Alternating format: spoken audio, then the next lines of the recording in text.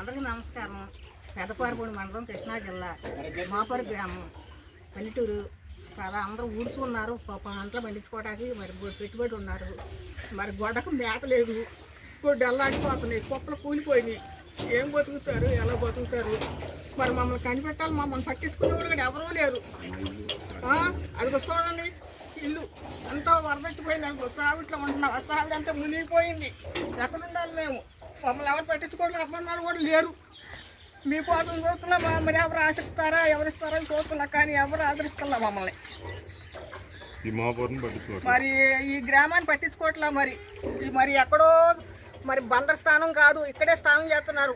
చుట్టూ చూసినా వరదే, చుట్టూ చూసినా మరి ఇదిలాగానే ఉంది. మరి ఒకసారి మమ్మల్ని కనికరించి మమ్మల్ని చూడండి. మరి సముద్ర స్థానానికి వెళ్తారు, కానీ ఇక్కడే చేస్తున్నారు. మరి బుడిమేరంతా అయిపోయింది. బుడిమేర మరి ఘోరంగా ఉంది.